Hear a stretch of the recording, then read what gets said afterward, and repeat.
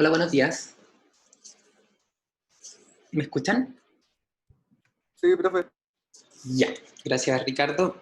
Voy a partir un poco, generalmente partimos 5 minutos después para que se alcancen a conectar, pero voy a aprovechar este momento para responder una pregunta que justamente me hiciste tú, Ricardo, al correo, y de esa forma les puede servir al resto. De todas maneras, después igual hago lo que hacemos siempre con las preguntas, que después de responder igual envío la respuesta general. Pero prefiero hacerlo por acá porque en una de esas podemos generar algún tipo de contrapregunta de inmediato. ¿Ya? Ricardo me pregunta en un correo dos cosas. ¿Ya? La primera pregunta que me hace es relacionada con el funcionamiento del separador. ¿Ya? Bueno, primero, básicamente la pregunta tiene que ver con el certamen. ¿Ya? Entonces, básicamente lo que me pregunta Ricardo es si se puede suponer que la proporción de A y B que ingresa al separador en la corriente 3, ignorando la presencia de D y U, se conserva en la corriente 4, ¿ya?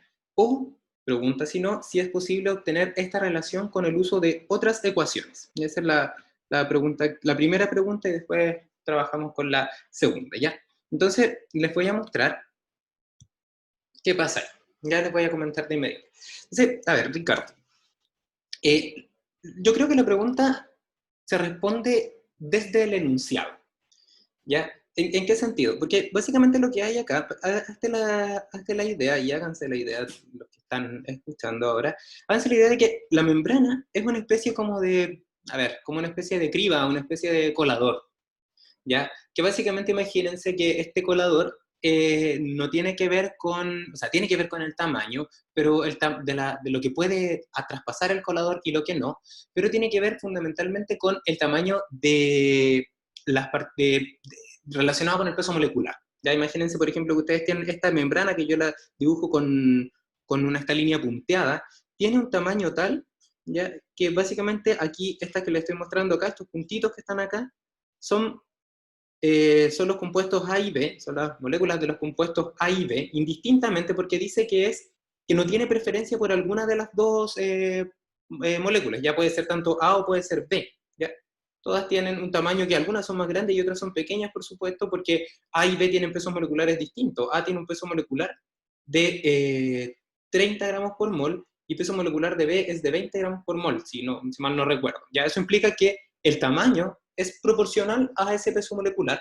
Y luego tenemos, lo voy a dibujar ahora en rojo, las moléculas que son un poco más grandes, que tienen un peso molecular de 50 gramos por mol, que son básicamente los compuestos D y U. ¿Ya? Entonces, básicamente, por supuesto, esto está mezclado, ya esto es simplemente una representación que lo que hace es como intentar como explicar lo que aparece en el enunciado, que yo creo que puede responder a la pregunta que me hace Ricardo.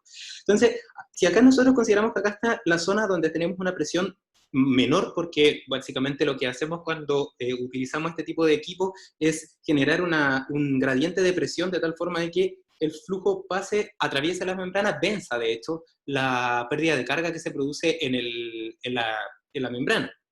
¿Ya? Entonces la pérdida de carga que se produce en la membrana es proporcional a una constante de proporcionalidad, que es la constante de permeabilidad de la membrana, y por supuesto, y el flujo también es proporcional a la diferencia de presión que hay entre los dos lados de la membrana, ¿cierto? Entonces en el enunciado dice que la presión del separador se puede asumir igual a la presión de salida del reactor, o sea, si acá tenemos una presión 3, esto está también a una presión 3, y también te dice que la pérdida de carga a lo largo del separador, a lo largo me refiero hacia la derecha, de izquierda a derecha, no cambia, o sea, la pérdida de carga es nula, por lo tanto, acá también tenemos una presión 3. Y por otro lado, en el enunciado te dicen que la presión al otro lado de la membrana, o sea, donde existe una presión menor respecto a la presión de operación del separador, que es la que permite que se genere este gradiente de presión y por lo tanto que venza la pérdida de carga de la membrana, es una presión P4 que es igual a la presión de aspiración del compresor. Entonces acá tenemos también, voy a ponerlo de inmediato, un compresor. Entonces, porque también la otra pregunta que me hace Ricardo tiene que ver con eso. Acá está el compresor 3 y acá está el flujo 4. Entonces, Ricardo, la primera pregunta que me hace es si es que la proporción entre A y B que hay en el flujo 3 se mantiene en el flujo 4. ¿Ya? Y para eso la pregunta creo que sería ¿por qué no? ¿Por qué no debiese mantenerse? ¿Ya? Tomando en cuenta que la membrana tiene un tamaño de poro, digámoslo así, que permite indistintamente que atraviese A y B. Entonces, si nosotros pensamos, por supuesto, si nosotros muestreáramos esto, probablemente las proporciones muestrales de la relación que hay entre A y B, voy a poner acá, imagínense que F3 se puede separar en dos flujos, se puede separar en un flujo 3 F3 de A y B, y se puede separar en un flujo también de F3 de D y U. Yo puedo hacer eso porque básicamente al final la suma de eso igual me va a dar F3. Entonces yo sé que este F3 es el que puede pasar hasta el flujo 4, ¿ya? Porque sabemos que esto es impermeable. O sea, sabemos, por ejemplo, que el F3 de D y U que ingresa al separador tiene que ser igual al F3, perdón, al F8 de D y U que sale, porque es impermeable, o sea, las moléculas estas pasan en esa dirección simplemente. Y efectivamente, las moléculas de A y B traspasan la frontera y por lo tanto parte de A y B que ingresa va a salir por 4, pero como la membrana no tiene una afinidad específica por una de las moléculas, da lo mismo si pasa A o B, ¿ya? Y entonces yo esperaría que el F3 de A y B que ingresa al separador, una parte del F3 completo, se vaya hacia el flujo 4 y la otra siga hasta el flujo 8, ¿ya? Y la proporción no tiene por qué cambiar, pues si básicamente el equipo no tiene una afinidad por una de las moléculas más que otra. Distinto sería, por ejemplo, que el tamaño de partícula, por ejemplo, dice que, o tiene el tamaño, dice que, por ejemplo, por cada dos moléculas de B pasa una molécula de A. Eso podría pasar, por ejemplo, si es que tuviese algún tipo de afinidad, por ejemplo, si es que el tamaño de poro es tal que tiene ciertas características, o si es que hay alguna interacción físico-química, por ejemplo, de superficie que se produzca al momento de traspasar la membrana. Pero no es el caso. Básicamente lo que dice es que indistintamente puede pasar A o B sin tener alguna afinidad. Entonces, lo lógico es pensar que, si nos podemos poner acá con algunos ejemplos que nos ayudan quizás a aplicar lo que dice el enunciado, y si yo tuviese solamente A, entonces una parte de esta corriente de A va a pasar hacia abajo y la otra va a seguir hacia allá. Y esa corriente va a tener un 100% de A. Si tuviese un 100% de B sería lo mismo. Y si tuviese una proporción distinta al 100%, debiese ser la misma proporción la que se mantuviese, porque no hay afinidad por las moléculas, por alguna de las dos moléculas en particular. ¿Ya? ¿Se entiende la idea?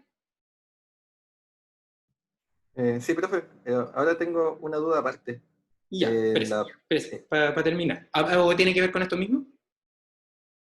No, no, termina nomás. Ya.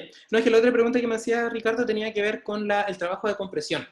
El trabajo de compresión del compresor. Dice, es necesario obtener, una pregunta más con respecto al compresor. ¿Es necesario obtener mediante cálculos la expresión para el trabajo isotrópico del compresor o solo basta con utilizar la ecuación correcta? Y me pone ahí entre paréntesis en un apunte de mecánica de fluido.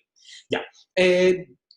Yo respondí una pregunta, no sé si es similar, pero sobre el mismo equipo ayer, de hecho, y me comentaban si es que el trabajo del compresor, la ecuación de trabajo de un compresor adiabático o isentrópico se podía utilizar o este compresor que era politrópico, modificando, en vez de considerar el K, este coeficiente entre el CP y CB, en vez de considerar K, considerar el valor de N, que es ese coeficiente de compresión politrópica, ¿ya? Entonces, al respecto, el trabajo isentrópico, el trabajo isentrópico, el trabajo adiabático, que lo definen así en los textos de Termo, aparece básicamente cuando uno hace la integral PdV, ¿no es cierto? Eso es como de Termo, ¿sí? Donde tenemos B1 y tenemos el B2, ¿ya? Y para resolver esto, lo que uno hace es utilizar, y este es el trabajo, este W minúscula, ¿no es cierto? Y por supuesto la potencia va a ser el trabajo multiplicado por el flujo. Entonces, lo que uno hace cuando está trabajando con un compresor es obtener la ecuación de trabajo del compresor utilizando alguna relación que permita transformar las variables entre ellas, ya sea B transformarla en P y entonces integrar con respecto a P, o al revés, o P transformarlo en B y entonces integrar con respecto a B, ¿ya? Y esas relaciones son unas relaciones que tienen que ver con el trabajo del, cómo funciona el compresor, ¿ya? Pues, por ejemplo, si es que el compresor fuera isotérmico, ya que es un caso extremo, entonces nosotros sabemos que el flujo molar que ingresa al compresor es el mismo que el que sale, o sea, los N son iguales, ¿ya? También sabemos que si es isotérmico, la temperatura que ingresa es igual a la temperatura que sale, y la constante universal de los gases es la misma, ¿ya? Entonces, si asumimos un comportamiento ideal, ¿qué sabemos nosotros al final? Sabemos que si P por B es igual a nRT, y sabemos que todo esto es constante porque se mantiene el número de moles y se mantiene la misma temperatura a la entrada y a la salida, entonces eso también es igual en la aspiración y en la descarga. A la presión de aspiración y a las condiciones de descarga. ¿Ya? Y si estamos trabajando con un trabajo que es adiabático, efectivamente ahí no pasa eso, pero existe una relación que hay entre las temperaturas que se puede obtener a partir de el cálculo de las energía, del cálculo de la energía a la entrada y a la salida, ya hacer un balance, y básicamente cuando nosotros hacemos eso llegamos al final a que lo que se mantiene constante es esto, PA por VA elevado a K, que es este coeficiente entre los CP y los CB, es igual a P por D, VD elevado a K. Y ese es el trabajo adiabático o isentrópico. Y finalmente tenemos, y aquí están los dos límites de operación de un compresor. Y lo que hay entre medio se llama politrópico, ¿ya? Y el trabajo politrópico lo que hace es mantener constante esa proporción, pero que en vez de utilizar un n o en vez de utilizar un 1, porque esto está elevado a 1 al final, lo que hace es decir que PA por VA elevado a n, coeficiente de compresión politrópico, es igual a P por D, VD elevado a n. ¿Ya? Entonces, básicamente, si ustedes consideran un trabajo adiabático y tienen la ecuación para el trabajo adiabático, con donde aparece K, esa ecuación de trabajo adiabático se obtiene al reemplazar esa relación ahí y va a aparecer un K. Y lo lógico, o por inducción si quieren, se puede sacar que si uno en vez de reemplazar está elevado a K, uno lo reemplaza por esto elevado a N, van a tener una expresión idéntica, bueno, casi igual, con unas diferencias que están relacionadas con los exponentes, o sea, con los términos que aparecen arriba. ¿Ya? Entonces, básicamente, en relación a la pregunta que me hace Ricardo, si puedo utilizar la ecuación de trabajo isentrópico, no, porque no es un compresor isentrópico, es un compresor politrópico. Pero las relaciones son muy parecidas. Ya, eso. Y ahí pueden servir, le dice al resto, a los que me preguntaron eso también. Revisen literatura, más que el apunte de mecánica de fluidos, porque no lo conozco. ¿Ya? Pero pueden revisar otra literatura, el Perry siempre es una buena ayuda. ¿Ya? De hecho, hay un capítulo que es de transporte de fluidos, y dentro de eso hay un subcapítulo que es de compresión de gases. ¿Ya? O sea, recurran a esa fuente que es súper buena. Ya. Ricardo, cuéntame, ¿qué otra pregunta más tenías? Primero era, escribí mal el mail, me refería a politrópico, pero al final contestó, o sea, llegué a la respuesta que quería. Ya. Y lo otro era, en F8 está a P3 igual, Sí, pues si dice que la presión a lo largo del separador, la presión se mantiene con, la pérdida de carga es despreciable. entonces presión del flujo 3 y el flujo 8 es la misma. Sí, si es que la pérdida de carga es despreciable, claro. Ah, ya, eso era. Gracias, Ya, profe. Se me hace. súper. Ya. Ok, entonces, bueno, yo después les escribo el correo ahí para que les quede la respuesta a esta pregunta que seguro que les puede servir a más de alguno o alguna. Ya, vamos a seguir ahora viendo los métodos de resolución de sistemas de ecuaciones que tienen esta descripción con ecuaciones diferenciales ordinarias, sistema de ecuaciones diferenciales ordinarias, donde trabajamos con los problemas de valor inicial, porque conocemos la variable dependiente al comienzo de la integración, o sea, cuando la variable independiente está en su valor inicial. Ya entonces habíamos llegado a que esto se hacía mediante una discretización, nosotros nunca conocíamos esta función, ya esta es la función de X solución en función del tiempo, y lo que nosotros hacíamos era una discretización, y entonces lo que esperábamos era conocer puntos discretos que componían, que en su conjunto llegaban a formar esa curva roja, pero al momento de hacer la discretización perdíamos información. ¿Ya? La discretización se puede entender como como un compromiso que tenemos entre facilidad de cálculo, ¿ya? En el sentido de intentar obtener no los infinitos puntos que representan esa curva, sino más bien un número finito de puntos que sea adecuado para representar esa curva que es desconocida, ¿ya? Entonces, para eso lo que uno tiene que hacer es definir un paso de discretización, un tamaño de la discretización, que es equivalente a la distancia que hay entre las variables independientes contra las cuales voy a integrar, ¿ya? La distancia en la cual vamos a estar evaluando la incógnita, o sea, evaluando el x, ¿ya? Y a eso le llamamos delta t, o delta z, o delta variable independiente, ¿ya? Y básicamente con esa discretización, los métodos numéricos lo que hacen es, conociendo este tamaño del paso, es proponer aproximaciones de la derivada. Y Euler lo que dice, en el método de Euler, lo que dice el método de Euler es básicamente, asume que si es que el delta t es muy pequeñito, tiende a cero, entonces utiliza una expansión de Taylor usando solamente el término de primer orden, que es equivalente a decir que el de x a de t se parece mucho al delta x partido por el delta t. ¿Ya? ¿Qué es el delta x? El delta x corresponde a la distancia que hay entre los dos valores de x que están entre los dos valores de t. ¿Ya? O sea, básicamente es la distancia que existe entre el valor, por ejemplo, inicial y el siguiente valor de x, que corresponde a la función evaluada en la distancia que hay entre el t0 y el t1. ¿Ya? O sea, la distancia que hay en delta t con respecto al t0. ¿Ok? Y básicamente el método de Euler que se llama explícito, se llama así porque básicamente lo que te dice también es que cuando hagas esto, vas a obtener una expresión que al despejarla lo que vas a obtener básicamente, perdón, voy a utilizar lo que había escrito acá abajo, al despejarla vas a obtener, voy a borrarlo y luego lo voy a agregar.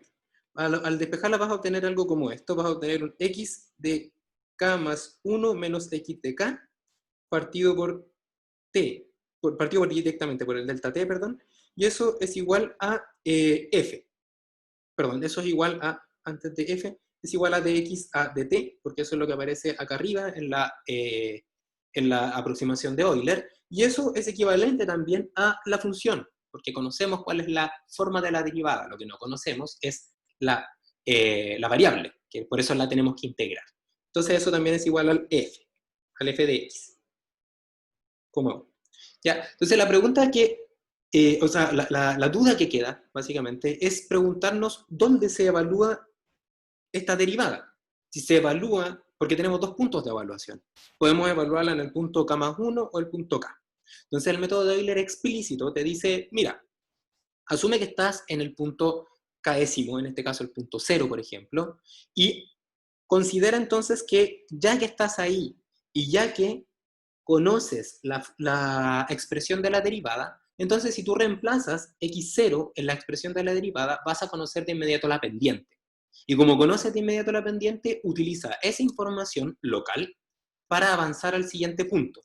Lo que implica entonces que en la generalización del método de Euler, esto implica que la derivada esté evaluada en el punto actual, ya que es básicamente decir, estoy parado en un lugar y solamente con la información de cómo cambia la pendiente de donde estoy parado, voy a avanzar una cantidad de pasos y voy a asumir que voy a llegar a un determinado lugar, ya que básicamente cómo trabaja el método de Euler, ya explícito. ¿Ya? Y básicamente uno hace los reemplazos correspondientes, o sea, los despejes, perdón, correspondientes, y esa expresión se transforma en una expresión que es general, que dice que x de k más 1, el siguiente punto, que esperemos que te den sobre esta línea roja, es igual al x de k, más la derivada, que es igual a la función evaluada en el x de k, multiplicado por el delta t. Ya, por el paso ese. Entonces, se llama explícito porque, si observan, si k es igual a 0, entonces todo el lado derecho de la ecuación se conoce y se despeja el lado izquierdo. Cuando k es igual a 1, todo el lado derecho de la ecuación se conoce, porque ya despejamos para k igual 0, y entonces despejamos para x igual 2. O sea, es un método súper fácil de implementar en cualquier programa de cálculo, en hoja, en Excel, en lo que sea. Es súper sencillo porque es reemplazar, despejar, reemplazar, despejar, ¿ya? Pero la desventaja que tiene es que es poco preciso si es que el delta t es grande o no es pequeño, digámoslo así. ¿Y qué significa que sea poco preciso? Lo que yo les comentaba al final de la clase de ayer, del martes, perdón, que como nosotros conocemos solamente información local, ¿ya? Y en este caso la información local está dada por esa línea azul que ustedes ven ahí, ¿ya? La información local básicamente lo que nos dice es que la pendiente se va a mantener constante. Entonces, si yo hago un delta t muy pequeñito, por ejemplo ahí, efectivamente, si ese fuese el delta t, la pendiente de esa recta, perdón, la curvatura de esa función es casi igual a una recta con una pendiente que calculada en el punto cero. ¿Ya? O sea, ahí cometemos poco error. Pero cuando el delta t es más grande, como el que yo les muestro acá, un delta t que está acá, entonces efectivamente empezamos a cometer un error, porque al ser la función curva no tiene por qué mantenerse la misma pendiente durante todo el tiempo, y entonces vamos a obtener un valor de x1 que mientras más grande sea el delta t, más lejos va a estar de la solución. Si observan, por ejemplo, para el t igual 1, que es esta línea que es horizontal y que va hacia arriba, el valor que nosotros obtenemos con la discretización es el que está indicado en azul, ¿ya? O sea, es este punto que está acá, ¿ya? Pero el valor que realmente tendríamos que haber obtenido no era ese, sino que es ese que está en verde y que dice error de integración. O sea, este que estoy mostrándoles acá. Ese sería el valor de x1, que está dentro de la solución. Entonces, esa diferencia que hay entre el valor que yo obtengo numéricamente y el que yo debiese obtener es un error. Y ese es un error de integración. Y ahí uno dice, bueno, es poco igual al error de integración. Observan ustedes que hay una diferencia muy pequeña. El problema del error de integración es que, como su nombre lo dice, se integra. Y cuando nosotros integramos error, estamos aumentando de manera sistemática el error. Entonces, ¿cómo aumenta sistemática, cómo se propaga, digámoslo así, quizás el error en el método de Euler? Entonces, noten que cuando yo estoy no en la solución, voy a borrar acá un momento para sacar un poco la ensalada que hay acá para mostrarles bien a qué me refiero con esto. ¿Ya? Entonces, acá tenemos el valor que nosotros obtuvimos con esta aproximación. Voy a sacar esto de acá. Voy a dibujar de nuevo esta línea, así por ejemplo ahí. ¿Ya? Entonces este es el valor que nosotros obtenimos con la aproximación, que es el valor de x1, acá está x1. Tenemos por otro lado el valor que realmente tendríamos que obtener, que corresponde al x1 solución, que es el que está ahí. Y esa diferencia es lo que lo conocíamos como, lo definíamos como error de integración. ¿Ya? Entonces, ¿cómo se propaga el error de integración?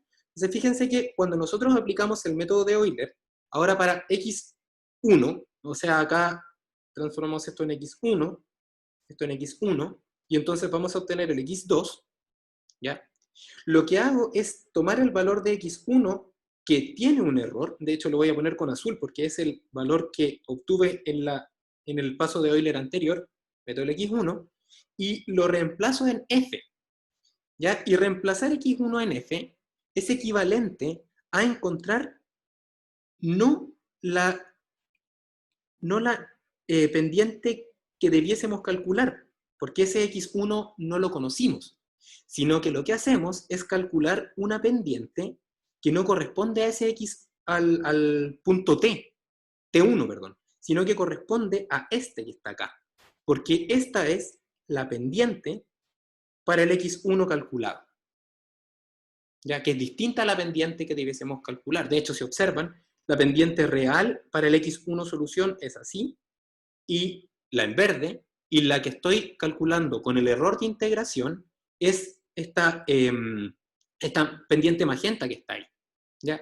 Entonces, esa pendiente magenta que está acá, que representa una pendiente evaluada en un punto x1 que no es el x1 solución, luego yo la proyecto hasta el punto x1, t1, puesto que es ese el punto que tengo, y lo que obtengo entonces al hacer esa proyección es esa pendiente que está acá, fíjense, acá. ¿Ya? Esa es la pendiente que obtengo de esta pendiente que ustedes ven ahí, perdón. Lo voy a escribir con magenta. Entonces, esa pendiente que está ahí, voy a ponerlo como lo hacen generalmente, esa pendiente es igual a el f evaluado en x1, que no es el x1 solución. Entonces cometemos un error. Adicional a, por supuesto, la diferencia que hay entre el x1 que yo debiese obtener y el que obtengo. Existe un error extra que es asociado al error acumulado producto de la mala estimación de la derivada, de la pendiente. ¿Y eso qué implica? Eso implica que el valor de x1 me va a permitir, con esa pendiente errada, calcular, voy a ahora proyectarlo hacia arriba, me va a permitir calcular, para este segundo delta t, me va a permitir calcular un x2 que va a ser ahora, voy a poner acá, sería este de hecho. Así estaría el x2.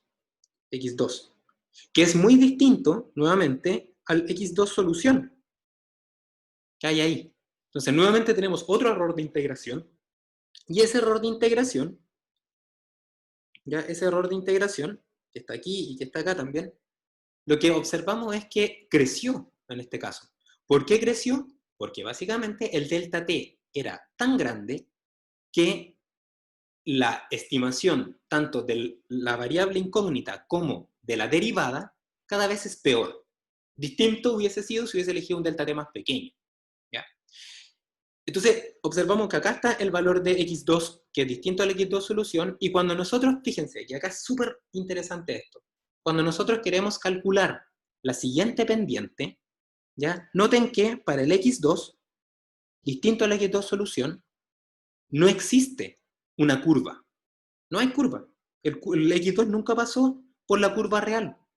Por lo tanto, la pendiente que yo calculo es una pendiente que no tiene sentido desde el punto de vista de la resolución que estamos obteniendo. ¿Y qué va a implicar eso?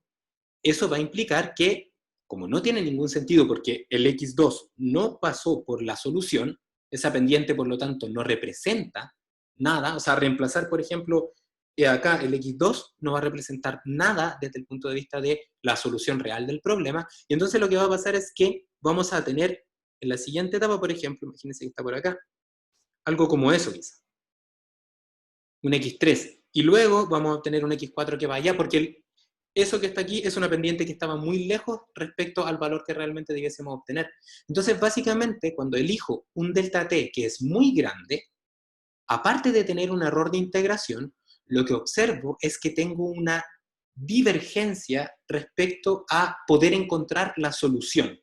Ya no es solamente un asunto de precisión, sino que también se genera una divergencia. Y la divergencia es súper clara en el punto x2, porque en el x2 estamos calculando una pendiente que no corresponde, puesto que ese punto no representa, no pertenece a la curva, ni siquiera es que no pertenece al tiempo en el cual estamos haciendo la evaluación, simplemente no pertenece a la curva. ¿Ya? Entonces, tomando eso en consideración, tendríamos que elegir un delta t más pequeño. Y si elegimos un delta t más pequeño, mejoramos la precisión y también mejoramos lo que se llama estabilidad, que es básicamente evitar que este algoritmo diverja. ¿Ya? Un algoritmo estable es un algoritmo que converge hasta la solución, o sea, que es capaz de encontrar el valor, por ejemplo, de la solución en el estado estacionario. ¿Ya? Entonces, ¿se entiende la idea de la precisión y la estabilidad? ¿Sí? ¿No? Sí, profe, al menos yo sí. Ya. Sí, sí, se Gracias. entiende. Gracias, Felipe y Valentín. Ok, entonces, ¿qué pasa si, bueno, y aquí está la expresión como lo mismo que les estoy contando del método Euler explícito, que es súper fácil de calcular y de programar. Y aquí está básicamente el algoritmo que les estaba contando gráficamente, ¿ya? ¿Y qué pasa si tenemos un sistema, que es lo que a nosotros nos interesa, que tiene varias ecuaciones? Porque acá yo se los mostré con una sola ecuación. Básicamente es lo mismo, ¿ya? Si ustedes observan, si nosotros tuviésemos un sistema de nx ecuaciones, para que los grados de libertad estén cerrados, ese sistema de nx ecuaciones se puede ver así. Dx1 a dt es igual a un f1, ¿ya? Que depende de los valores de x y de u y de t también ahí aparece. También lo podemos poner, pero mejor no porque estamos trabajando con sistemas que son autónomos. Hasta la última, dxnx a dt es igual a fnx x, 1. ¿Ya?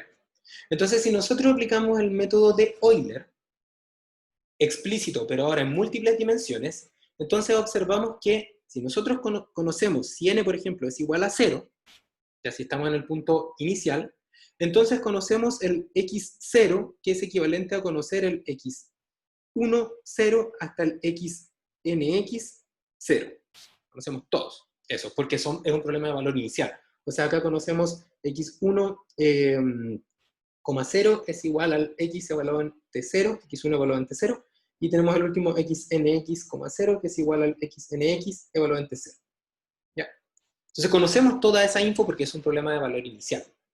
¿Ok? Entonces básicamente, ¿qué observamos? Que si aplicamos el método de Euler explícito, entonces discretizando cada una de estas ecuaciones, las nx ecuaciones, voy a tener nx incógnitas, que serían en ese caso todas el valor de todas las incógnitas, de todas las variables x, en el tiempo t1.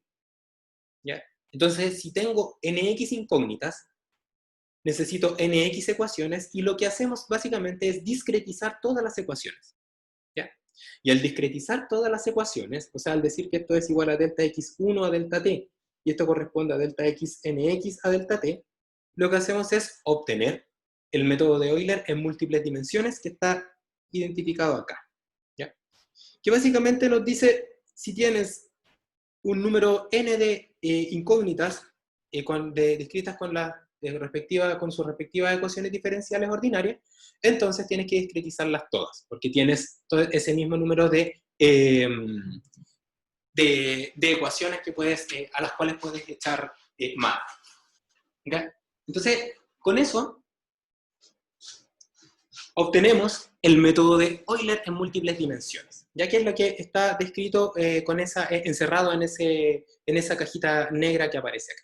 Entonces, ¿por qué es tan relevante? O sea, ¿por qué le doy énfasis en esto? Porque básicamente esto es como una transformación algebraica, simplemente decir, ok, tenemos más dimensiones. Pero la gracia que tiene, que me quiero detener un momento, es que es lo siguiente, que me va a permitir avanzar en lo que viene a continuación. Imaginémonos que tenemos un sistema de nx igual 2. ¿Ya? Entonces, ¿por qué nx igual 2? Porque necesito dibujar. ¿Ya? Entonces, tenemos x1, x2 y u. Ya ahí conocemos el valor inicial. Y el valor inicial, en este caso, sería x1 en 0 es igual a x1 evaluado ante 0. Ya ese sería el primer estado inicial.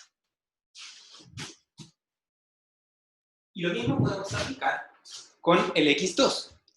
Y obtendríamos entonces dx2 a dt es igual al f2 de x1, x2, u. Y tendríamos acá el x2, 0 es igual a x2 en t0.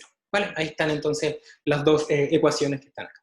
Entonces, cuando trabajamos en un sistema de dos dimensiones, tenemos que hacer dos gráficos, ¿ya? Porque estamos trabajando ahora en n igual 2 dimensiones. Entonces, estos dos gráficos que están acá los voy a hacer aquí mismo. Entonces voy a poner que voy a dividir esta línea en dos.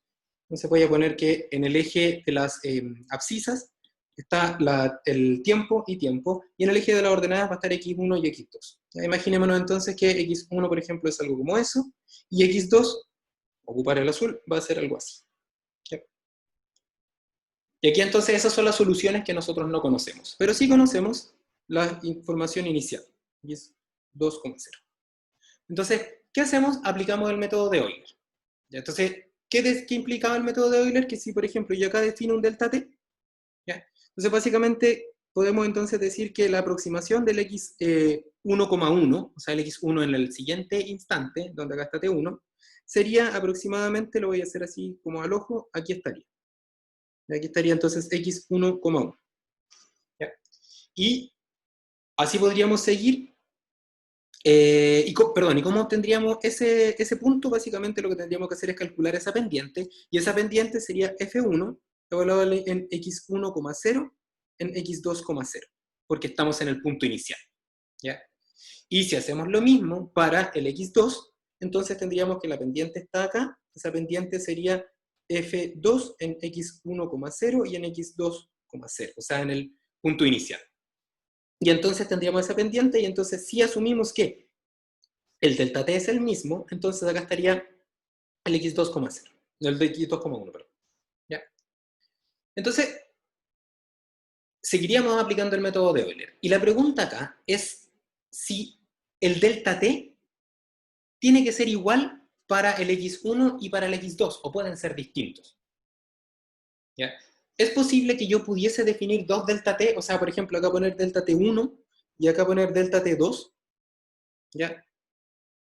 Entonces, la primera pregunta, o una primera contrapregunta que se podría generar respecto a la pregunta que yo le estoy haciendo, es ¿por qué? ¿Por qué me hace esta pregunta este señor? ¿Por qué delta T1 y delta T2 tendrían que ser distintas? ¿Ya? Lo cual es súper válido. ¿Ya? Entonces, para responder esa pregunta, imaginémonos que tenemos este mismo problema, ¿ya? Este mismo problema ¿cómo se llama? De dos dimensiones, y podemos observar que si nosotros hubiésemos definido un delta t más pequeño, de hecho aquí yo creo que tengo un error como de dibujo, ya voy a hacerlo bien, porque la pendiente es como así. Acá está el x2. Ahí sí. Si es que yo hubiese definido un delta t más pequeño, delta t, por ejemplo, pequeñito acá, un delta t1, por ejemplo, hubiésemos definido acá, entonces podríamos observar que el error de integración es muy chiquitito. Y si ese mismo delta t1 lo hubiésemos aplicado a la integración del x2, hubiésemos observado un error casi nulo. ¿Ya? Y con un delta t2 más grande, ¿ya? Hubiésemos tenido un error en la variable x2 que igual es pequeño en comparación a el error que se genera en la variable e1, el error e1 que es más grande. ¿Ya? Entonces, ¿por qué yo les pregunto que podríamos intentar usar distintos delta t, un delta t1, por ejemplo, y un delta t2 distintos? Quizás, por ejemplo, decir el delta t1 lo voy a hacer chiquitito y el delta t2 lo voy a hacer más grande. Básicamente porque si los estados x1 y x2 tienen distintas dinámicas o tienen distintas dependencias con respecto a la variable independiente, entonces la precisión y la estabilidad por separado del cálculo de x1 y x2 dependen de esa tasa de cambio. ¿Ya? En el sentido de que, por ejemplo, para la dinámica de x1 debiésemos elegir un delta t pequeñito. Y para la dinámica o tasa de cambio de x2 quizás debiésemos definir un delta t más grande. Entonces tendría sentido hacer esa pregunta o intentar al menos cuestionarse si podemos definir dos valores de delta t, ya que para un caso requiero un delta t pequeño porque existe una importante tasa de cambio en relación a la baja tasa de cambio de x2. ¿Ya? Entonces tiene sentido entonces preguntarse si es que es posible definir dos delta t. ¿Ya? Y la respuesta a esto es no, no se puede. ¿Y por qué no se puede? Básicamente porque las expresiones de Euler que aparecen dicen que el valor de x1 en el instante k más 1 es igual al x1 en el instante k más f evaluado en k, f1 evaluado en k, por delta t. Y en el caso del x2 sería lo mismo. Entonces x2, k más 1 es igual a x2, k más f2 en k por delta t. ¿Ya? ¿Y por qué no podemos definir acá t1 y t2? Básicamente porque cuando nosotros obtenemos la pendiente que multiplica los delta t tiene que estar evaluada en el mismo punto, en el mismo instante, en el mismo tiempo. Y como está evaluada en el mismo tiempo, necesitamos que el paso para T1, o el paso para X1 y el paso para X2 sea el mismo. Porque de lo contrario, no podría evaluar acá el X1 y X2 porque estarían en distintos instantes de tiempo. ¿Ya? Entonces, básicamente, no podemos definir dos delta t distintos, aun cuando observo que cada ecuación por separada requiere delta t distintos. ¿Ya? Entonces, el delta t tiene que ser el mismo cuando estamos trabajando con sistemas de múltiples dimensiones. ¿Ok?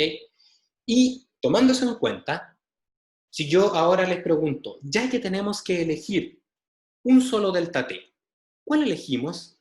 ¿Elegimos el delta t para la dinámica rápida? O sea, un delta t pequeño, o definimos un delta t grande para la dinámica lenta. ¿Ya? ¿Cuál de los dos debiésemos elegir? Entonces, nuevamente, uno se puede poner en los dos casos, y yo podría decir, ya, mire, si elijo el delta t para la dinámica rápida, voy a tener una integración muy preciso, pero también muy lento, porque tendría que sacar muchos puntitos para hacer todo esto. Y si ocupo la dinámica lenta, sería menos preciso, o sea, sería poco preciso, pero sería rápido. Entonces nosotros podríamos decir, si es que no estamos tan interesados en la precisión y necesitamos cálculos rápidos, entonces quedémonos con el delta t grande. Y si es que, por el contrario, necesitamos hacer cálculos muy pequeños, quedémonos entonces con el delta t pequeño.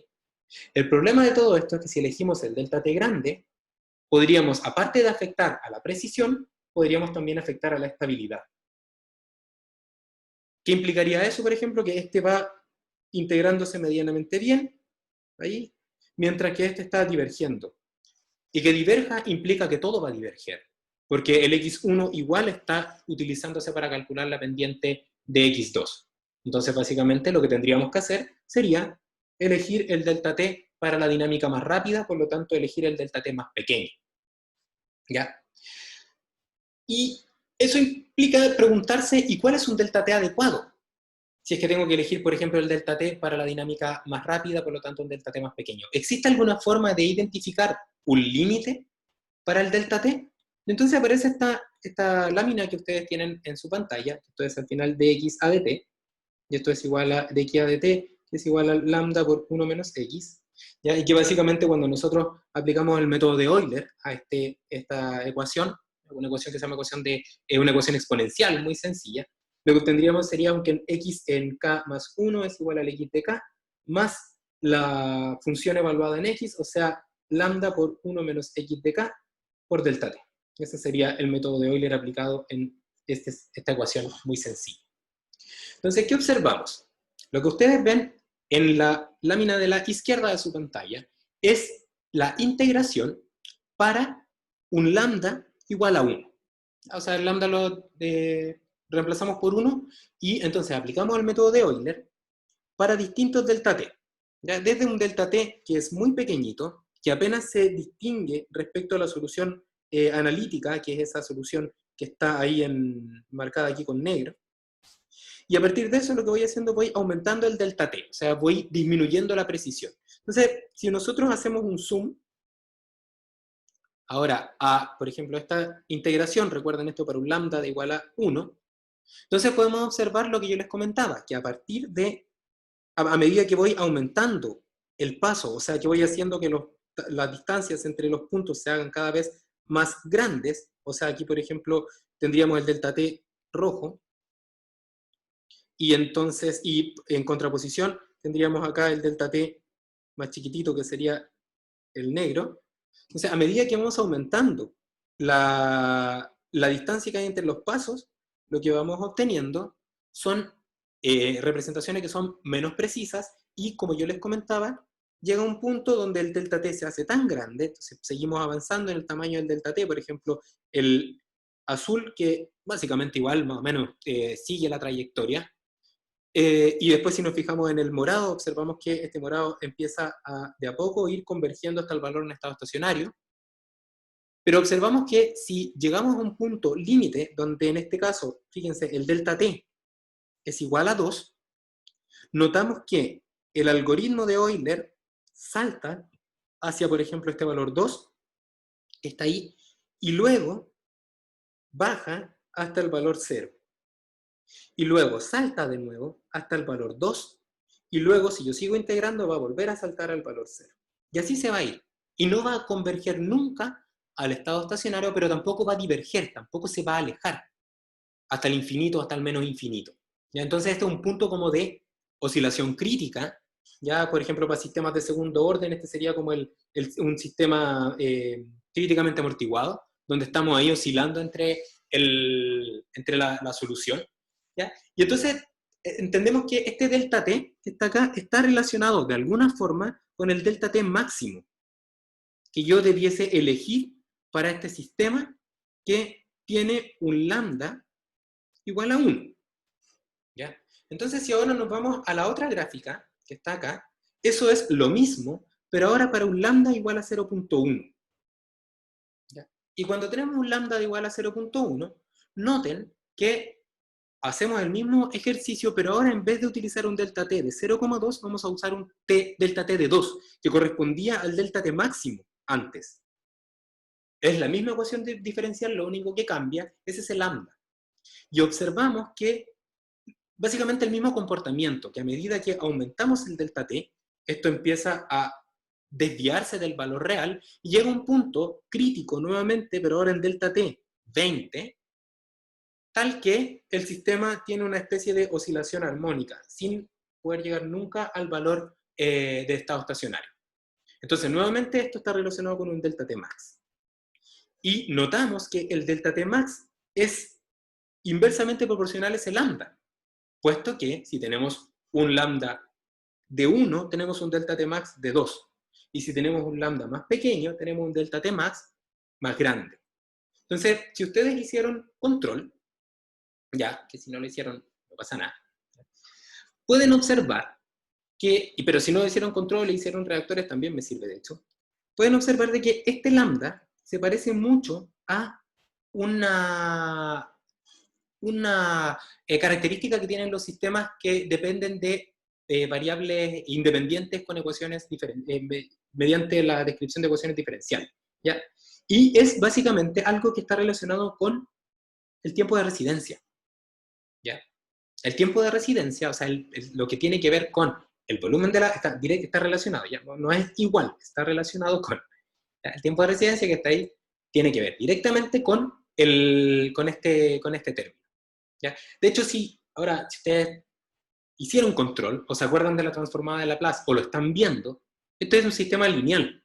¿Ya? Y los sistemas lineales podemos aplicar la transformada de Laplace re fácil en un sistema lineal. Voy a borrar un momento la expresión de Euler. Y para hacer eso, ustedes recuerdan que la transformada de Laplace al final sería como, tomamos el término que está aquí,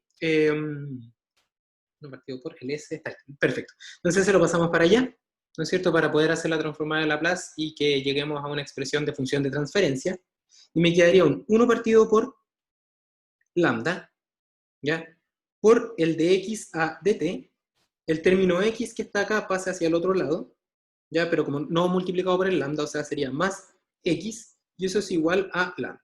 Igual a 1, perdón. Igual a 1, o sea, estoy simplemente despejando. ¿Ya? Y al despejar, ¿ya?, y entonces, ahora al aplicar la transformada de Laplace, lo que observaría es que esto sería un s multiplicado por 1 partido por lambda, más, perdón, s partido, multiplicado por 1 partido por lambda y eso multiplicado por x ds, más x ds, esto es igual a 1, y finalmente entonces, definiendo, o sea, despejando el valor de x ds, llegaríamos a que esto sería igual a 1 partido por 1 más 1 partido por lambda por s. Una función de transferencia de primer orden, donde este término que está acá también se conoce como, o está directamente relacionado con la constante de tiempo del sistema que estamos intentando modelar. Y que por supuesto está también relacionado con el tiempo de residencia, la constante de tiempo. ¿Ya? Si ustedes se acuerdan, o si es que lo están viendo, o lo van a ver, recuérdense de esto, que este tau que está acá para sistemas de primer orden es el valor del tiempo en el cual se obtiene el 63% de la respuesta en estado estacionario. ¿Ya? Entonces, si yo tengo un sistema que tiene una dinámica lenta, ese tau es grande. Y si tengo un sistema que tiene una dinámica rápida, entonces ese tau es pequeño. Entonces, dicho de otra forma, lo que obtendríamos acá, para hacer un análisis ahora con algo, quizás con una variable que es más interesante, podemos decir que el tau para este primer ejemplo es 1, porque el tau es 1 partido por lambda, y entonces, para este caso, tenemos que el tau es igual a 10. O sea, tenemos un sistema que es más lento, y por lo tanto podemos dar pasos discretos más grandes. Entonces, de todo esto al final llegamos a una especie de conclusión que dice que el delta t máximo, o el paso de discretización máximo, va a ser igual a 2 veces la constante de tiempo de un sistema. ¿Ya? Y eso es súper, súper, súper importante, ya que nos permite identificar lo que yo les había contado en la lámina anterior, ya este delta t chico que tenemos que utilizar. ¿Ya? Porque ahora podemos decir, si tengo un sistema de 2 dimensiones, entonces puedo elegir un delta t que esté por debajo del delta t máximo de la dinámica más rápida. O sea, en este caso, el delta t máximo que podríamos utilizar tiene que ser menor a 2 veces el tau del primer sistema, de la primera variable. Porque esa es la variable que es más rápida, por lo tanto es la que tiene el tiempo del sistema que es más pequeño, ¿ya? Porque el sistema es más rápido, tiene una dinámica más rápida, ¿ya? Entonces, todo esto que yo les estoy contando, pues, funciones de Laplace y eso, tiene mucho quizás de matemática, y como estamos en un curso de ingeniería y ya pasaron ustedes las mates, quizás tampoco es que sea tan interesante, o quizás es mucho más interesante, perdón, si nosotros somos capaces de ahora relacionar todo esto con un sistema físico. ¿Ya? Entonces, para eso, lo que podemos hacer es preguntarnos, ¿qué pasa cuando el tau es pequeño? Entonces ¿y qué pasa cuando el tau es grande? ¿O qué significa que el tau sea pequeño? ¿O qué significa que el tau sea grande? Entonces, lo podemos relacionar, en vez de con variables y con números, con por ejemplo, el dibujo de un sistema físico. Y entonces imaginémonos que esa expresión que ustedes ven acá, que es una ecuación de primer orden que llega a un estado estacionario, representa, se voy a ocupar acá, mejor una página, no, vamos a poner página después. Esta ecuación que ustedes están viendo ahí representa la ecuación de descarga de un estanque por gravedad. Entonces tenemos un Fin, tenemos un Fout, ¿ya? Y tenemos una altura, h que está ahí, y vamos a asumir que, para que quede igual a la ecuación, vamos a asumir que el Fout es proporcional a la altura, no proporcional a la raíz de la altura, ¿ya? Porque si no va a quedar un sistema no lineal, y el análisis que vamos a tener que hacer es un poquitito distinto, que lo vamos a ver a continuación. Entonces, si asumimos que el Fout es básicamente por ejemplo, una constante, K, multiplicado por el H y no por el raíz de H, ¿okay? Entonces vamos a tener, si el área de sección transversal es continua, y si es que la densidad es continua, ya es constante, perdón, y el área de sección transversal es constante, ahí sí, vamos a tener que finalmente esto va a quedar como una densidad multiplicado por un área, multiplicado por un dH a dt, ¿ya? Y eso va a ser equivalente a un Fin, y aquí sería menos, y vamos a poner que esto es un K, está acá, ¿no es cierto? K por H, ¿no es cierto? Donde el Fin es una constante, y estos términos son constantes, ¿cierto? Entonces, lo que hacemos a continuación, por ejemplo, es tomar esta área, y esta densidad, y aquí falta una densidad, entonces sacamos las densidades porque son constantes, y el área la pasamos hacia abajo, y fíjense lo que va a pasar acá, ¿ya? Vamos a tener un dH a dt es igual a un 1 partido por el área, y aquí tenemos una constante Fin, que puede ser 1, y vamos a llegar entonces a la ecuación de ella, menos un K por H. Entonces, si nosotros ahora, fíjense, tenemos esa expresión que está ahí, decimos, si el Fin es igual a 1, y si es que el K es igual a 1, ya en un caso hipotético, entonces tenemos que esto es dH a dt es igual a 1 partido por A, por 1 menos H, que es idéntica a esta expresión de x a dt es igual a lambda 1 menos x. O sea, es un ejemplo físico que podemos utilizar. Aquí es válido. Entonces, fíjense que este ejemplo físico implica que yo tengo que definir un área. Y el área es 1 partido por lambda. ¿Ya?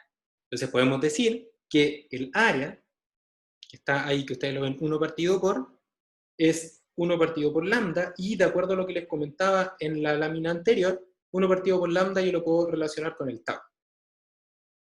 ¿Ya? Está relacionado con el tau al final. Entonces, ¿qué implica todo esto? Si yo tengo un tau grande, quiere decir que tengo un área grande. Si tengo un área grande, entonces quiere decir que tengo, por ejemplo, una piscina. ¿Ya? Entonces tengo acá una piscina que tiene un área grande. Tengo un Fin y tengo un Fout. Y básicamente, entonces tengo este sistema que tiene una dinámica grande y por lo tanto yo puedo decir que el delta T max es igual a 2 veces ese tau grande. ¿Ya? Pero ahora imaginemos, ¿no?, que esto descarga en un estanque que es así, más pequeñito. Aquí tenemos un segundo Fout, que tiene un área más pequeña. Entonces, la misma ecuación aplicaría, asumamos que los valores son medianamente similares, y entonces lo que voy a tener es que este siguiente sistema de ecuaciones que está acoplado al otro, porque necesitamos conocer tiempo a tiempo el Fout que sale del estanque para poder obtener el Fout que sale del segundo estanque y cómo cambia la altura en función del tiempo. Aquí tendríamos dH ahora del segundo estanque a dt, es igual 1 partido por el área, sacamos las densidades, todo eso para efectos de número, de un área más pequeña ahora, y tendríamos un Fout, ¿ya?, que es un valor que va cambiando en función del tiempo, menos un K rojo ahora, porque es otro, y por un H rojo. Entonces, esa diferencia que hay acá es solamente, si observan, es el mismo sistema, la misma ecuación, solamente cambia el área, que ahora es más pequeña. Y al ser más pequeña quiere decir que este sistema es más rápido. ¿Y por qué es más rápido? Porque tiene un área más pequeña. ¿Ya? Entonces las cosas pasan más rápido, son como más instantáneas. De hecho, si el área tiende a 0, el sistema es instantáneo. Un cambio en la entrada se ve inmediato a la salida. Vale, cuéntame. Profe, es que me confundí un poquito Dime. porque, bueno, yo estoy en control y hace ¿Sí? poco igual estábamos viendo esto. Perfecto. Y el tau siempre lo vemos, ¿cierto?, como este tiempo de cambio cuando existe una perturbación. Sí, Entonces perfecto. me confundí. ¿A qué se Vámonos. refiere el delta T max aquí en esta piscina, por ejemplo? Ya, entonces mira, hagamos algo para que te quede súper claro. Y intentemos relacionarlo con eso porque es de hecho era lo que venía, aunque no lo crean, es lo que venía a continuación. Uno partido por el área, voy a anotarlo. Esto es Fout, y esto es menos H, el segundo H. Donde Fout finalmente es K por H. O sea, esto es el H. Bueno. Entonces tenemos esto y esto es, y esto es así. Esto es un sistema de 2 por 2. Y esto entonces lo voy a borrar. Ya, entonces vale. Intento responder a tu pregunta. Entonces, son dos cosas distintas pero que se van a relacionar al final. ¿Sí? Efectivamente, cuando nosotros trabajamos con sistemas dinámicos, finalmente lo que nosotros queremos evaluar es cómo reaccionan estos sistemas dinámicos cuando cuando existe una perturbación. Acá, por ejemplo, podríamos poner H1 y abajo vamos a poner el H2. ¿Ya? Y esto está pasando todo en un tiempo t. Está pasando en el mismo tiempo t.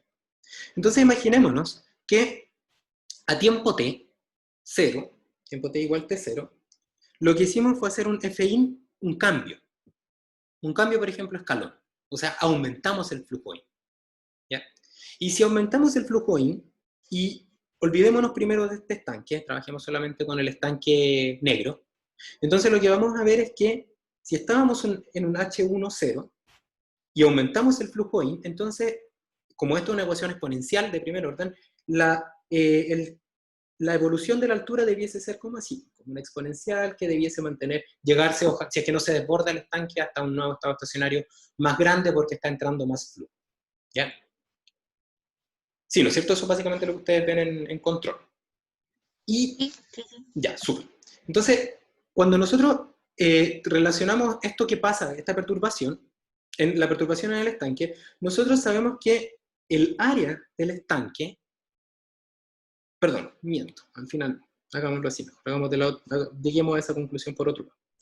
Entonces nosotros definimos, a partir de lo que ustedes ven en control, que existe un punto que está por acá, ¿ya?, que representa un tiempo que se llama tau, y que básicamente es equivalente al tiempo en el cual, si es que nosotros consideramos que esto llega a una altura de estado estacionario, ¿ya?, y esta es la altura inicial, y entonces acá hay un delta H, de estado estacionario entre el valor inicial y el valor final. Entonces, lo que dice al final la función de transferencia es que el tau está directamente relacionado con, o se puede definir como el tiempo en el cual el cambio en la altura representa, creo que es, corríjame si me equivoco, un 67% respecto al delta H de estado estacionario. O sea, básicamente estamos casi en el estado estacionario, pero todavía no ha cambiado completamente la altura. O sea, el tau representa un valor de tiempo que se tiene que ver, que está en la dinámica del sistema, pero por supuesto si es que yo tuviese un tau más grande, ¿ya? Entonces imagínate ahora que, o un tau más pequeño, perdón, en el caso del estanque, que tiene un, yo te decía que tenía, esto es equivalente a un tau, que uno partido por el área es más pequeña, ¿ya? Entonces básicamente ese tau es más pequeño. Entonces, si es que nosotros simplemente graficáramos la evolución de la altura, pero ahora del estanque 2, hiciéramos, por ejemplo, con el F-out hace un cambio, nos olvidamos ahora del estanque 1, entonces el estanque 2 cambiaría, pero como tiene una área más pequeña, y esa área más pequeña implica un tau más pequeño, entonces, solamente mirando la ecuación implicaría que, ahora, si es que llegamos, por ejemplo, a una altura de estado estacionario que está dada acá, ¿ya? Si nosotros aplicamos la definición del tau, entonces el tau estaría por acá, que es un valor más pequeño que el que obtendríamos en el estanque más grande, ¿ya? Porque nuevamente ese sería el tiempo, aquí estaría el tau más pequeño, del estanque más pequeño, puesto que esto es el tiempo en el cual se obtiene el 67% del cambio con respecto al delta H en estado estacionario, ¿ya? O sea, viéndolos por separado los dos estanques, el tau tiene la misma definición, ¿ya? Y básicamente la diferencia que hay entre los dos estanques es qué tan rápido llega al estado estacionario. Entonces, si yo tengo un estanque más chiquitito, quiere decir que antes llego al estado estacionario. ¿Por qué? Porque básicamente tengo menos acumulación, y al tener menos acumulación, el término que tiene que ver con la dinámica es más pequeño, porque tengo menos acumulación, ¿ya? Ahora, entonces eso tiene que ver con los tau, ¿ya? Esa es como la definición del tau, directamente, ¿ya? Entonces, como uno lo podría entender. Ahora, aquí voy con todo, con este análisis de tiempos de residencia o de tiempos de asentamiento, y cómo se relaciona con el método de Euler, quizás hacia donde iba yo, es que básicamente, cuando nosotros tenemos dos sistemas que están acoplados, ¿ya? Como el que ustedes están viendo acá, ¿ya? Ahora ya no estoy fijándome, ahora me voy a fijar más en el método numérico más que en el sistema físico, ¿ya? Y nosotros intentamos aplicar este método numérico a este sistema físico. Yo tengo, por un lado, un estanque que tiene una velocidad de respuesta, este estanque negro, que es lenta. Tengo un estanque que es lento. Y por el otro lado, tengo acá un estanque que tiene una velocidad de respuesta rápida. ¿Por qué es rápido? Porque tiene poca acumulación. Al tener poca acumulación, el término tiene un cambio más pronunciado. De hecho, si no les queda claro por qué un estanque pequeño tiene un tiempo de asentamiento más pequeño, entonces váyanse al extremo. Imagínense que el área de esto tiende a cero. Si el área de eso tiende a cero, en vez de haber un estanque ahí, lo que hay es un envaso, por ejemplo, un vaso, algo muy chiquitito. Y cuando nosotros generamos una perturbación en algo que es muy pequeñito, la perturbación, por ejemplo, si es que el flujo de entrada hace esto, el flujo de salida hace esto, de inmediato. Entonces la dinámica que está acá es despreciable. Y si este estanque ahora yo lo empiezo a hacer más grande, entonces para un mismo cambio en el flujo de entrada, la perturbación se va atenuando desde el punto de vista dinámico porque tiene más tiempo, tiene más espacio, tiene más volumen, por lo tanto, en el estanque para ir de alguna forma atenuando su efecto aguas abajo del estanque, ¿ya? Si, por ejemplo, ustedes tienen un sistema que mezcla dos componentes, A y B, ¿ya?, en una piscina, entonces esa mezcla se va a ver de a poco reflejada un cambio, por ejemplo, en el flujo de uno de los componentes, por ejemplo, si acá ingresa B y aquí ingresa A, en el cambio la proporción de A y B se va a ver reflejado a la salida muy lentamente, puesto que tiene mucho tiempo para mezclarse A y B. Entonces se va a ver, por ejemplo, el cambio de la composición muy lentamente. En cambio, si es que esa misma perturbación para un estanque que mezcla A y B lo hiciéramos en un estanque muy chiquitito, en un vaso, por ejemplo, como te decía, básicamente el cambio en la proporción de A y B que ingresa se va a ver de inmediato reflejado en la composición de los compuestos de salida, ¿ya? Entonces, el tiempo de asentamiento tiene que ver con la velocidad de respuesta del sistema que estamos estudiando y tiene directamente que ver con el tamaño del sistema que estamos estudiando, ¿ya? Entonces, si para la misma variable X, en este caso para la misma altura, ¿ya? Sistemas que tienen volumen grande y volumen pequeño, implica que el volumen grande va a tener una dinámica lenta, por lo tanto un tau grande, y el estanque que tiene un volumen pequeño o un área pequeña, tamaño pequeño, va a tener una dinámica rápida y por lo tanto un tau pequeño, ¿ya? ¿Y para qué sirve toda esta lata que les estoy dando? Es porque básicamente, cuando nosotros queremos utilizar ahora el método numérico, ¿ya? Para intentar obtener una representación aproximada de la solución, bueno, voy a borrar todo esto porque ahora ya no estamos con Laplace, ya vamos a hacerlo con el método de Euler, por ejemplo, ¿ya?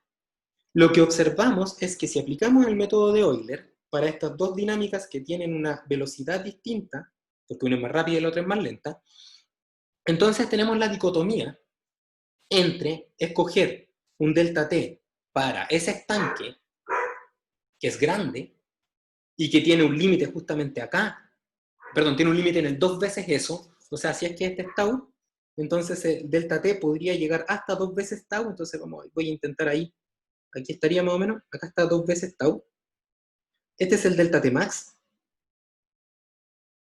de ese estanque, hasta ahí podríamos entonces ser capaces de aguantar un delta t, no podemos llegar más allá porque es 2 veces tau, versus este segundo estanque que es más rápido y que lo tenemos que integrar al mismo tiempo, donde si aquí está el tau pequeño, entonces 2 veces tau implicaría que acá está 2 por tau, y entonces el delta t podría llegar hasta ese delta t max que está acá.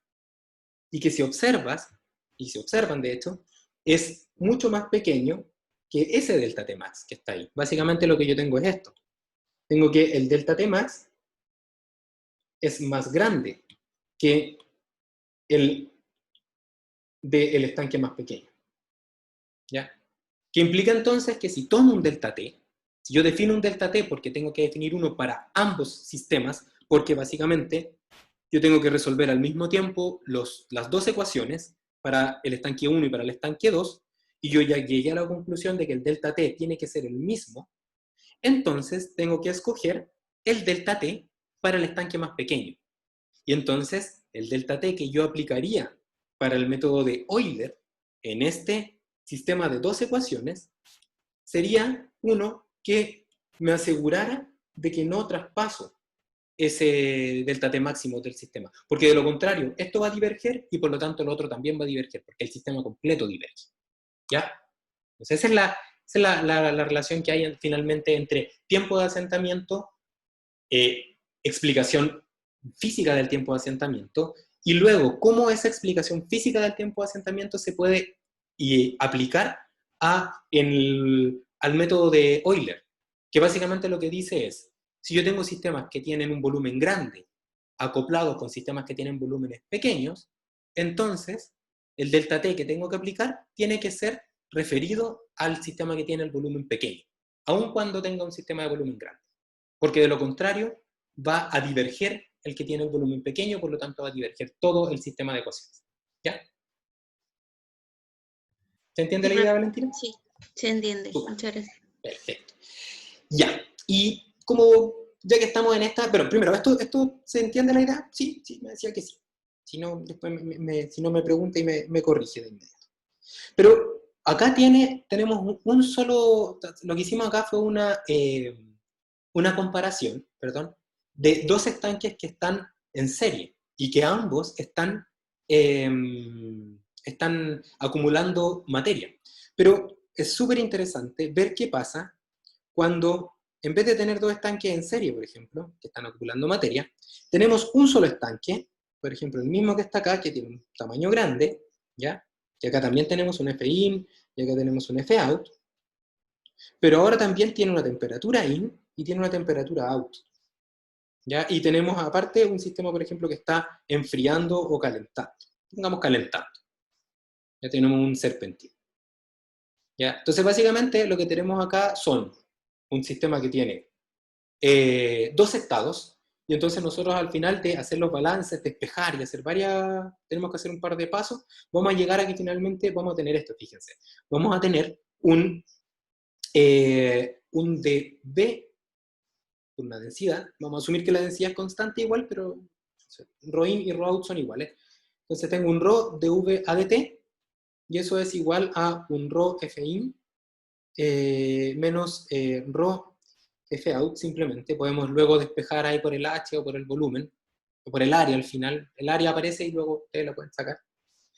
¿Ya? Pero lo interesante de esto, bueno, sacamos la densidad, por supuesto, y si hacemos ahora el balance, pero ahora de energía, ¿ya? Cuando hacemos el balance de energía, hacemos un balance de energía y va a aparecer un término que va a ser como un, así fíjense, va a ser un DADT, va a aparecer un V por un ρ, por un CP, por un T, ya que sería como cambia bueno, un C en este caso porque es un líquido, simplemente. V, ρ, C y T, la capacidad calorífica, CP igual. Y eso va a ser igual a el ρ por el C sub P, por la temperatura de entrada, menos la temperatura de referencia, que lo podemos llevar a 0, Fin, menos ρ Cp de salida, que vamos a asumir que son iguales, Tout, y ahora por el Fout, ¿ya? Y noten que pasa acá algo. Bueno, primero, el V, para poder sacarlo tenemos que hacer regla de la multiplicación, así que al final va a quedar un Fin menos un Fout, ¿ya? Sí o sí. Entonces va a quedar el ρ y el Cp lo puedo sacar fuera, se van a ir ρ con Cp, ρ con Cp y ρ con Cp, ¿ya? Y finalmente todo esto va a quedar como un d adt de v por t es igual a un fin por tin menos un fout por t. Ya asumiendo que tenemos un comportamiento perfectamente agitado, por lo tanto lo que hay dentro es igual a lo que sale. ¿Ya? Y claro, acá aparece un v por un dt adt más un dv adt multiplicado por t, regla de la multiplicación, igual a lo mismo. Entonces acá podemos reemplazar por un fin menos fout, y esto va a estar todo multiplicado por t, y entonces finalmente obtendríamos de todo esto que tenemos un dt adt es igual a, entonces aparecen estos términos que están acá, que sería, esto multiplicado por t, entonces quedaría un fin multiplicado por un tin menos fout por un tout. Este término que está acá pasa para el otro lado, o sea que sería menos t por fin menos fout, ¿ya? Y aparte acá aparece un v, que está acá, un volumen. ¿Ok? Y básicamente ahí tendríamos el despeje del balance, ya que voy a ahora anotar simplemente acá arriba para explicarles a lo que voy, con toda esta, con todo estos pasos algebraicos. Entonces vamos a escribirlo de nuevo, pero ahora con rojo, entonces sería v por dt adt es igual a fin, de hecho aquí podemos hacer de inmediato algo. El fin se va con el t, entonces quedaría aquí. Fin por, aquí quedaría un tin menos t, y luego tendríamos un fout con un menos, que está, este término que está acá, con un menos, sí, con un menos que está acá, claro, quedaría un valor más, un fout. Entonces sería menos fout por un t, y este menos que está acá. Un segundo, por favor, esto es menos fout por t fout. Ahí se va. Sería 2 veces fout. Más con ese que está ahí. El término es lo que se van. No, si se van, quedaría así. Entonces. Sí, creo que sí. Gracias. Ok, ¿a qué voy con todo esto? Le estoy dando un poco la lata. Que si observan, los tau son, esto básicamente es 1 partido por el área, es 1 partido por tau. O sea, en este caso el área y el tau son equivalentes. Lo que implica también que el tau es lo que está multiplicando a la derivada. Entonces noten que en este caso hay un término v que está multiplicando al de t a de t, mientras que no hay ningún término que esté multiplicando al de v a de t. ¿Ya? Entonces tenemos 2 tau distintos. Ahora, taus relacionados con ya no 2 alturas y 2 sistemas físicos, sino que ahora para el mismo sistema físico, 2 tau relacionados con distintas variables. Aquí tendríamos un tau que sería, por ejemplo, igual a 1 para el cambio de volumen, y acá tendríamos un tau, ya que es distinto de 1, que es igual al volumen, que depende del tiempo, de hecho, porque va a ir cambiando en función del tiempo, que básicamente podríamos definirlo como el tau de la temperatura. ¿Ya? Y entonces, cuando yo resuelvo este sistema de manera acoplada, sucede que al mismo tiempo tengo que integrar el volumen y la temperatura. Y si observan, si el volumen es mayor que 1, ¿ya? Y de todas maneras, si es que el volumen no fuera mayor que 1, al final el dV es un valor más pequeño, por lo tanto esa dinámica igual, el dV a dt va a ser más chiquitito. Lo que observaríamos es que el volumen puede hacer este cambio si al mismo tiempo cambiamos el flujo de calefacción y el flujo de entrada. Entonces el volumen haría ese cambio, y por otro lado, la temperatura tendría un cambio que sería producto de 2 efectos. El primer efecto sería producto del cambio en la masa, que es consecuencia del cambio en el flujo de entrada. Y por el otro lado tendríamos el cambio de la temperatura producto del cambio en el refrigerante. ¿Ya? Y eso se ve expresado, aquí me falta un término de calor, o más. Y eso implicaría que esta dinámica sería distinta a la dinámica del volumen, primero porque son distintas variables. Pero si observáramos los tau que están multiplicando, llegaríamos al final, reemplazando los números, a que esto hace así. ¿Ya? Porque tenemos un tau que es grande, o que es más grande, que el tau que se podría obtener acá. ¿Ya? Entonces, para sistemas que acumulan más de una variable, por ejemplo, en este caso estamos acumulando masa y temperatura, y energía, perdón, existen dinámicas distintas, y por lo tanto, el delta T que debemos definir tiene que ser aquel que asegure que la dinámica de la variable más rápida no diverja. En este caso, entonces, el delta T max debiese estar relacionado con el tau del volumen, porque el tau del volumen es el más pequeño, porque el volumen se asienta antes que la temperatura. La temperatura es algo que se demora más en asentarse porque tiene una inercia, que se llama inercia térmica, de hecho, mayor. ¿Y por qué tiene una inercia térmica mayor? Porque básicamente la energía se está acumulando tanto por los cambios en la masa como por los cambios en el calor, en este caso, que está ingresando. ¿Ya?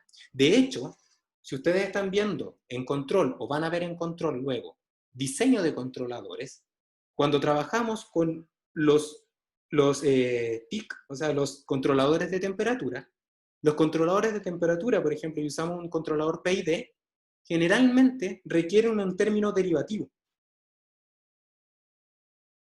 ¿Por qué requieren un término derivativo? Porque el término derivativo es como una especie de alguna forma, en el control PID, es una especie de forma de intentar adelantarse a los cambios que vienen, porque con la pendiente estamos haciendo correcciones. ¿Ya? Entonces, ¿por qué usamos términos derivativos? Porque al ser la temperatura tan lenta, lo que tenemos que hacer es utilizar la pendiente para intentar apurar el control. Entonces, cuando tenemos acumulación de varias variables al mismo tiempo, tenemos que quedarnos con aquella variable que tenga la inercia mayor. Y generalmente esa es la energía. ¿Ya? De hecho, cuando ustedes están en una sala y ustedes abren la ventana para que se circule el aire, por ejemplo, para que se renueve el aire de la sala, lo que va a pasar es que primero se va a renovar todo el aire y después va a ir de a poco cambiando la temperatura, ¿ya? Porque efectivamente la inercia es así. Y lo mismo pasa cuando quieren calentar una habitación, ¿ya? Se puede llenar de inmediato, por ejemplo, o sea, en un tiempo razonable, se puede renovar el aire de una habitación, pero si es que el calefactor está calentando de a poquito, va a ir subiendo la temperatura, ¿ya? Entonces, en resumidas cuentas, ¿cómo elegimos el delta T para un sistema que tiene varias dimensiones, ¿ya? Con aquella dimensión que tiene la dinámica más rápida porque tiene el tiempo de asentamiento más pequeño y por lo tanto nos aseguramos que si el delta T max es menor, o sea, si el delta T es menor al delta T max para la dinámica más chica, entonces nos aseguramos que todo va a converger, ¿ok? Entonces esa básicamente es como la idea de lo que les estoy contando, ¿ya? Entonces básicamente, ¿qué decimos al final en Euler? Sistemas que tienen un problema de estabilidad, existe un límite de estabilidad que es 2 veces el tau, ¿ya? Y si tenemos un sistema de múltiples ecuaciones, el tau que tenemos que elegir tiene que ser igual al tau mínimo. Y ese tau mínimo es aquel que nos va a permitir obtener el límite de estabilidad, como delta T max es igual a 2 veces el tau mínimo. Si hacemos eso, básicamente, y entonces definimos que el delta T tiene que ser menor al delta T max, entonces nos aseguramos que todo converja, que es lo que nosotros queremos al final, ¿ya? ¿Se entiende la idea? ¿Sí? ¿No, bueno? Sí, profe. Ok, Sí, profe. ya. Ya, por último. Con esto terminamos y así los libero. Ya, si quieren, existe otro método de integración explícito, que es el método de Runge-Kutta, ¿ya? El método de Runge-Kutta es un método que se parece mucho al método de Euler, aquí está la expresión que ustedes ven, pero lo que hace es mejorar la discretización de Euler. ¿Ya? Básicamente, como le comentaba, lo que dice Euler es, si nosotros aplicamos una discretización de primer orden de Taylor, nosotros habíamos dicho de Euler que básicamente íbamos a obtener esto, ¿no es cierto? Que en el siguiente instante igual al anterior, más la derivada evaluada en el anterior por el delta t, y eso viene después de hacer esta aproximación. Delta x partido por delta t. ¿Ya? Entonces, básicamente, el problema que tiene el método de Euler y por qué diverge, es porque ocupa solamente información local, ¿ya? Porque asume que durante todo este delta t, la pendiente no cambia, ¿ya? Pero podría cambiar. Entonces, de alguna forma lo que hace en los métodos, por ejemplo, de una familia de métodos que se llama métodos de Runge-Kutta, es hacer la aproximación de Euler, o sea, seguir asumiendo que el delta dx a dt se puede aproximar a un delta x partido por un delta t, pero lo que hace es, en vez de utilizar el valor de la derivada en el punto actual, en k, lo que hace es evaluar la derivada en el punto actual y luego evaluar las derivadas en puntos intermedios e ir calculando distintas pendientes en puntos intermedios y finalmente ponderar todas esas pendientes, ¿ya? Esa es como la idea que hay detrás del método de Runge-Kutta, ¿ya? Entonces, tomando en cuenta la hora y eso, el próximo martes, el martes de vuelta de vacaciones, terminamos de ver el método de Runge-Kutta y el método de Euler implícito. El miércoles siguiente ya tienen ayudantía de esto, ¿ya? Y el viernes siguiente vemos sistemas de ecuaciones diferenciales parciales, ¿ya? Entonces, con esto terminamos la clase de hoy. Y nada, pues si tienen dudas me pueden contactar hoy, si no ya hasta de vuelta de las vacaciones. Y si tienen, bueno, y si pueden ver en su correo que, bueno, modifiqué la fecha de la entrega de la evaluación porque me había equivocado, yo me confundí con el calendario académico y no podemos entregar, no la pueden entregar el miércoles de vuelta de vacaciones porque no lo permite el calendario académico. Les ofrezco mis disculpas por aquello. Como les decía en el mensaje, le doy las gracias a Benjamín, que fue el que me hizo notar en mi error. Y básicamente la entrega de la evaluación queda antes de la clase del viernes siguiente, ¿ya? Eso. Ya que tengan un buen fin de semana, descansen, por favor. tienen tiempo para terminar la evaluación a la vuelta, aprovechen de descansar. ¿Ya?